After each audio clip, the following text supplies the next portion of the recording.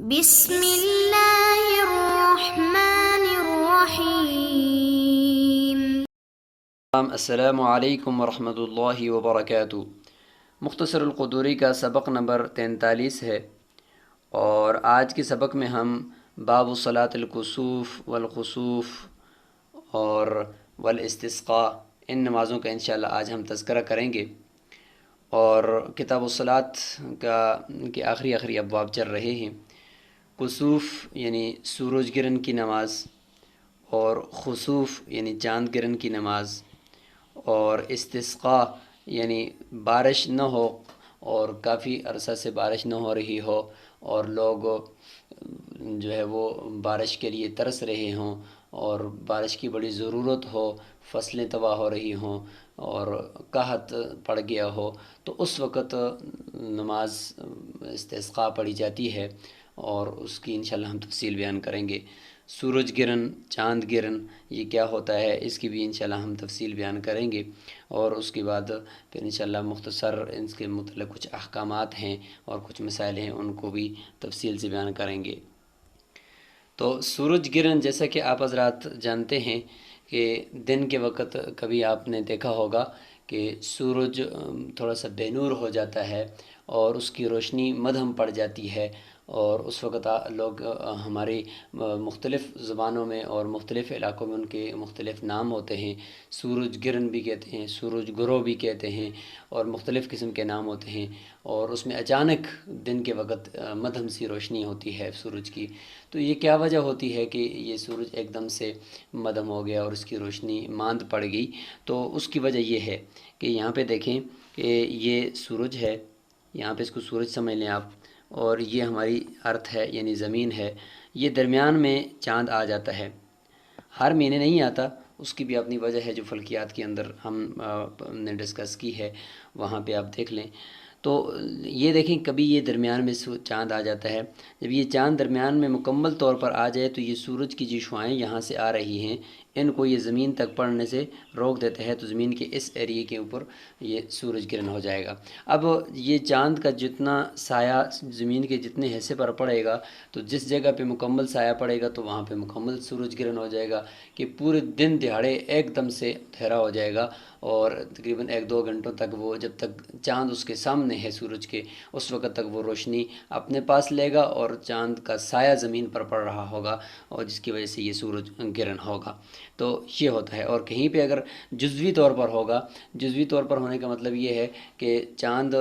کسی علاقوں کے اندر، مثلا یہاں پہ کوئی علاقے ہیں، یہاں پہ علاقے ہیں، تو یہاں پہ مکمل طور پر اس کا سایہ نہیں پڑ رہا نیچے زمین پر، تو وہاں پہ کوئی جزوی طور پر آدھا سا سورج گرہن ہوگا، یعنی باقی سورج تو نظر آ رہا ہوگا لیکن کچھ آدھے سورج یا کچھ چوتھائی کے سامنے چاند آ جائے گا۔ تو یہ ایک ہوتا ہے جس کو ہم کہتے ہیں سورج گرہن۔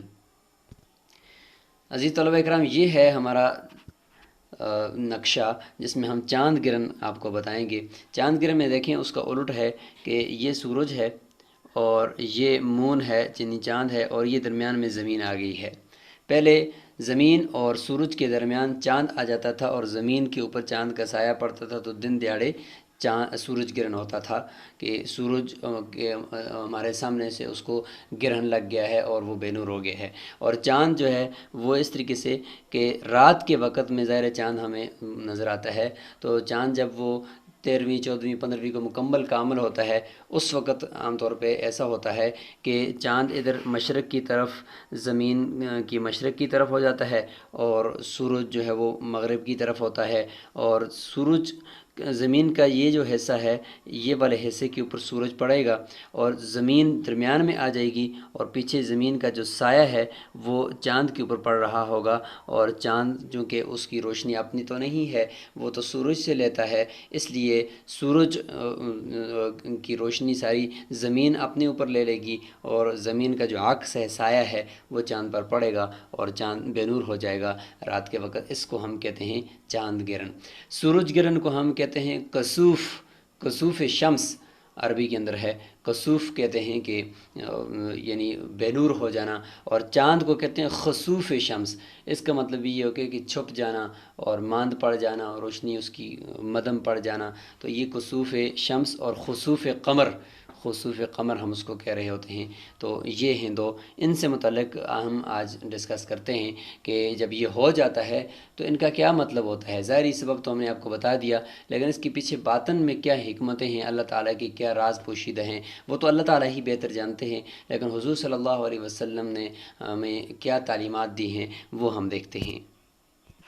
تو ہمیشہ کی طرح سب سے پہلے ہم عبارت پڑھیں گے اور اس کے ضمن میں انشاءاللہ مسائل کو بیان کریں گے۔ باب صلاۃ الکسوف اذا انکسفت الشمس صلی الامام بالناس رکعتین کہیئۃ النافلة في كل رکعة رکوع واحد ويطول القراءة فيهما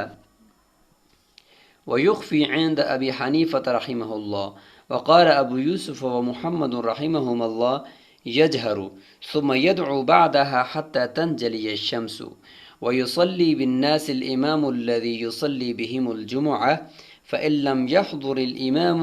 صلاها الناس فرادا۔ یہاں صلاها بالناس لکھا ہوا ہے تو یہ ٹھیک نہیں ہے، بلکہ یہاں ہے صلاها الناس۔ تو یہاں پہ یہ جو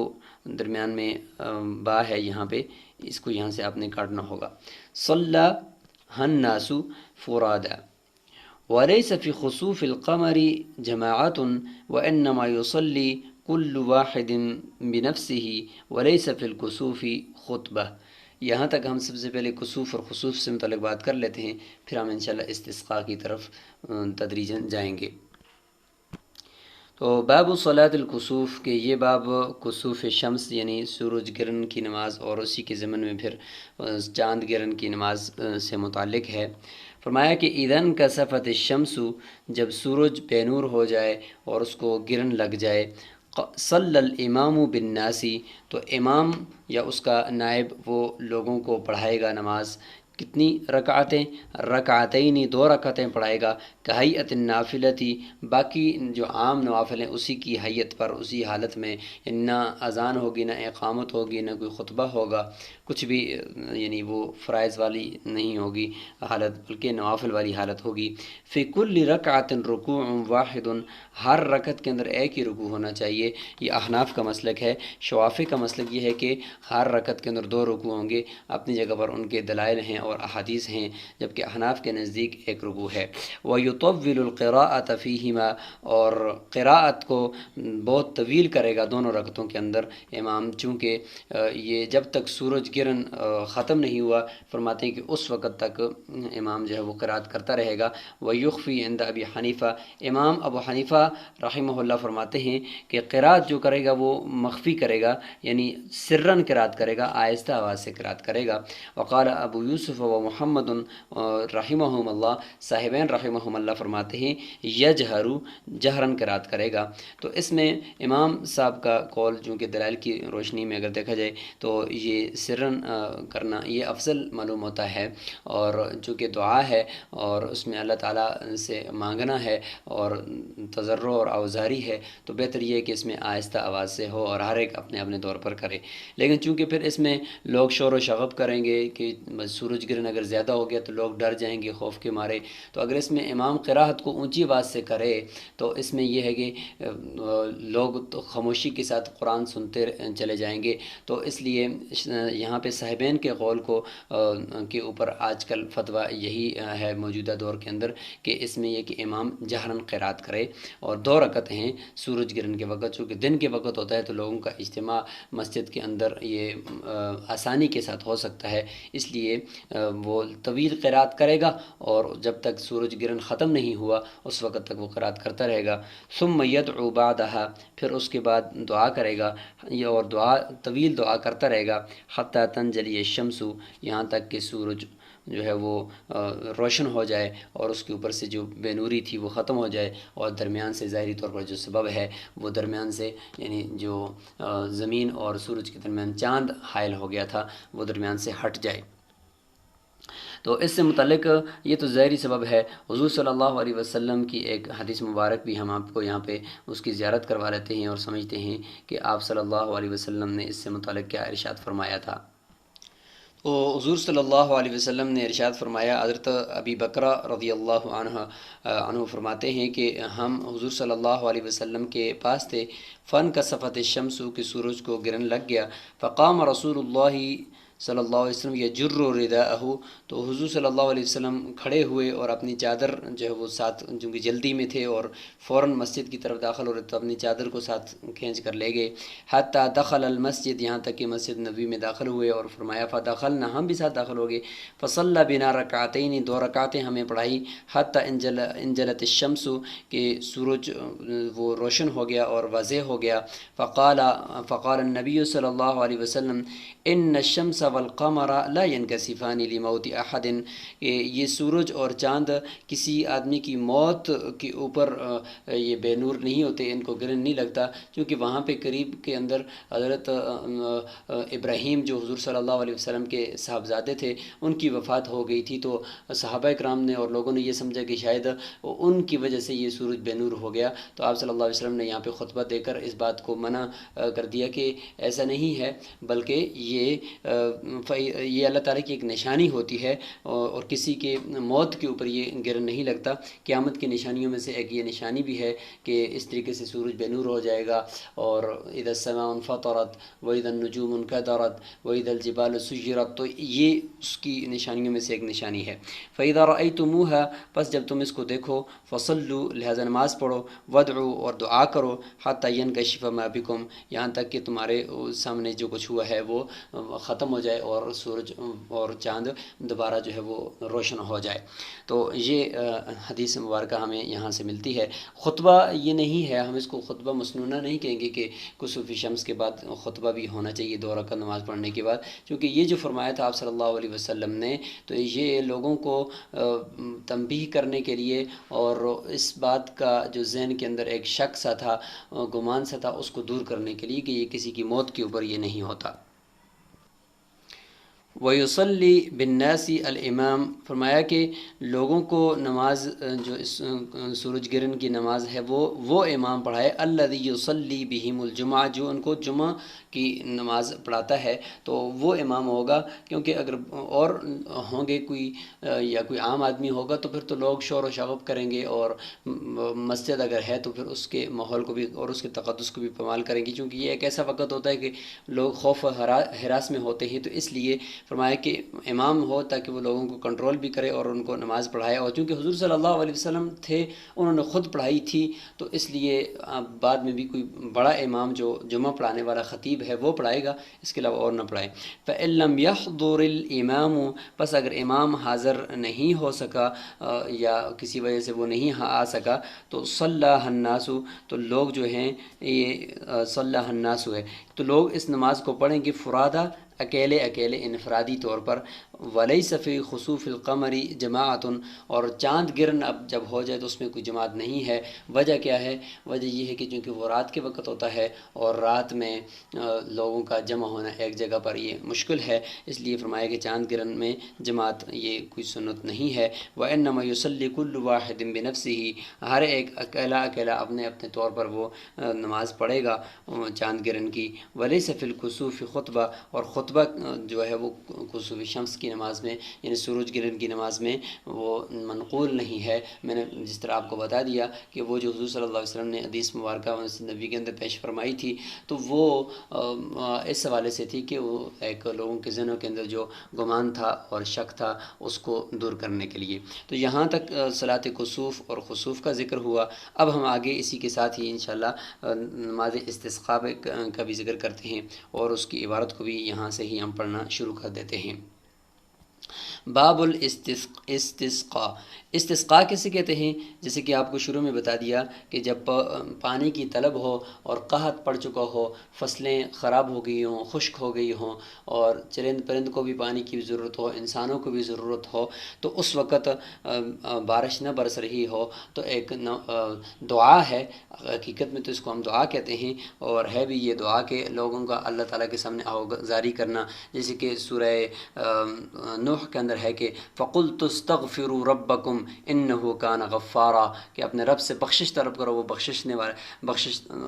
کرنے والا ہے۔ يُرْسِلِ السَّمَاءَ عَلَيْكُمْ مِدْرَارًا، کہ تمہارے اوپر جو ہے وہ مسلدھار بارش بھی، اور خوب سیر ہو کر تم یعنی پے در پہ اللہ تعالیٰ تمہارے اوپر بارش بھی بھیجے گا۔ تو پتہ چلا کہ استغفار کرنا ہے، دعا کرنی ہے۔ تو استسقاء کہتے ہیں پانی طلب کرنا، استسقاء کا مطلب ہوتا ہے پانی طلب کرنا، اور اس کے لیے زیادہ تر بہتر تو یہ ہے کہ دعا ہی منقول ہے۔ لیکن حضور صلی اللہ علیہ وسلم نے چونکہ نماز بھی پڑھائی ہے اور بعض مرتبہ نماز نہیں پڑھائی، دعا کی ہے، لہذا دونوں سنت ہے، دونوں کو ہم یہ کہیں کہ بھئی نماز پڑھنا بھی مسنون ہے اور نماز نہ پڑھنا بھی مسنون ہے، لہذا کسی ایک کو بدعت نہیں کہا جائے گا۔ اور اگر کوئی نماز پڑھتا ہے تو وہ جماعت کے ساتھ امام اگر ان کو نماز پڑھاتا ہے تو یہ بھی جائز ہے۔ قال ابو حنیفہ رحمہ اللہ لیس فی الاستسقاء صلاۃ مسنونۃ بالجماعہ، امام ابو حنیفہ رحمہ اللہ فرماتے ہیں کہ لیس فی الاستسقاء، کی استسقاء کی نماز کے اندر مسنون نماز جماعت کے ساتھ پڑھنا نہیں ہے، بلکہ اکیلے اکیلے پڑھ کر استغفار کرنا ہے اور توبہ کی نوافل پڑھنے ہیں۔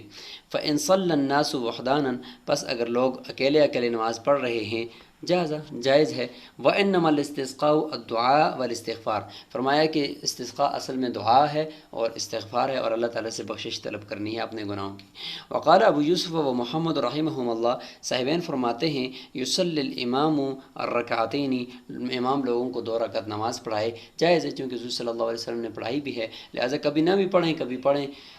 یجہر فیہما القراءۃ بالقراءۃ، اور دونوں نمازوں کے اندر، دونوں رکعتوں کے اندر وہ قرأت کو جہرن کرے گا اور لوگوں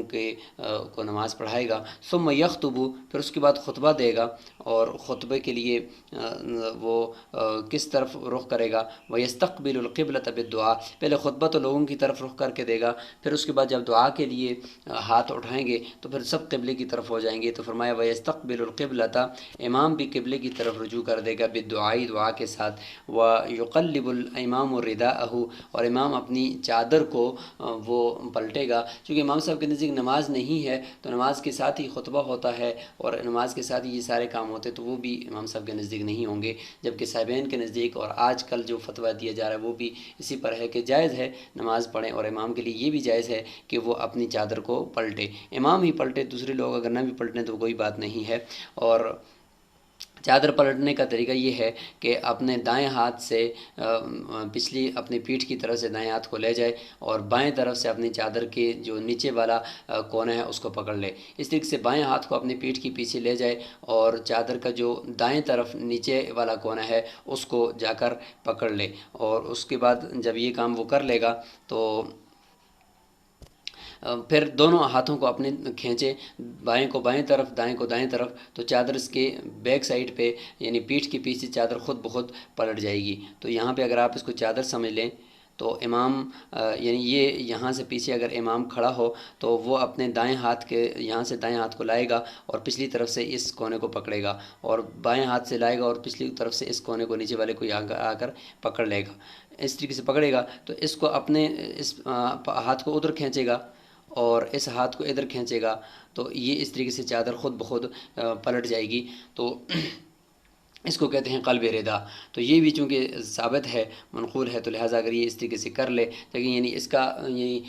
بتانا یہ مقصود ہوتا ہے کہ اللہ ہم اپنے گناہوں کی بھی اور ہم اپنے آپ سے جتنے بھی چیزیں ہیں ان کو ہم تبدیل کر رہے ہیں، اپنی زندگی کو تبدیل کر رہے ہیں، اپنے آئندہ کے لیے ہم آپ کو ناراض نہیں کریں گے، تو یہ ساری یہ علامات ہوتی ہیں۔ اور کپڑے بھی جو ہے وہ اس طرح کے پہنے کے جس سے آہوزاری کا پتہ چلے، عاجزی کا پتہ چلے، بچوں کو بھی ساتھ لے کر جانا ہے، جانوروں کو اور مویشیوں کو بھی ساتھ لے کر بہتر یہ کہ جائیں اور اللہ تعالیٰ کے سامنے گڑگڑائیں ایک میدان کے اندر، تاکہ اللہ تعالیٰ رحم و کرم والا معاملہ فرمائیں۔ تو یہ ہے ولا يقلب القوم اردیتهم، فرمایا کہ سب لوگ جو ہے وہ اپنی چادروں کو نہ پلٹیں، چونکہ یہ کام پھر یہ ہو جائے کہ بھگدڑ سی مچ جائے گی اور لوگ بھی سمجھیں گے کہ یہ کیا ہو گیا، تو پھر وہ وہاں پہ آوازاری نہیں رہے گی، اور پھر اس میں ہنسانا بھی ہوتا ہے، اور پھر اس میں ایک شور و غوغا بھی ہو جائے گا، اس لیے فرمایا کہ قوم جو ہے لوگ نہ چادروں کو پلٹیں۔ ولا يحضر اہل الذمتی للاستسقاء، اور اہل ذمہ یعنی جو وہ لوگ جو اقلیت ہیں، یعنی غیر مسلم ہمارے ملک کے اندر رہ رہے ہیں، ہمارے ارد گرد میں رہ رہے ہیں، وہ نہ جائیں، استسقاء کے لیے، کیونکہ استسقاء کے اندر ہم نے اپنے گناہوں کی بخشش طلب کرنی ہے، تو ایک کافر کے اوپر تو رحمت نازل نہیں ہوتی۔ بعض نے یہ بھی فرمایا کہ یہ چونکہ رزق طلب کرنا ہے، اللہ سے بارش طلب کرنی ہے، تو اس کے لیے تو کافر بھی جا سکتا ہے، لیکن یہ کہ بہتر یہ ہے کہ وہ نہ جائے، چونکہ ہو سکتا ہے کہ دعا کی قبولیت میں اس کافر کی وجہ سے کچھ کمی نہ رہ جائے اور دعا کے اندر کچھ نقص نہ ہو جائے، اس لیے فرمایا کہ وہ نہ جائے۔ تو یہاں تک ہم نے عزیز طلبہ کرام کسوف شمس، خسوف قمر، اور اسی طریقے سے ہم نے آپ کے سامنے استسقاء کی نماز کا ذکر کر دیا ہے، اور امید ہے کہ آپ کو سمجھ میں آ گیا ہوگا۔ مزید نیچے آپ حاشیہ دیکھیں گے اور اس کے بعد آپ نے سمجھنا ہے اور سرچ بھی کریں کہ سورج گرہن اور چاند گرہن کس طریقے سے ہوتے ہیں، ان کے ظاہری اسباب کیا ہیں اور ان کے باطنی کیا حکمتیں ہیں۔ السلام علیکم ورحمۃ اللہ وبرکاتہ۔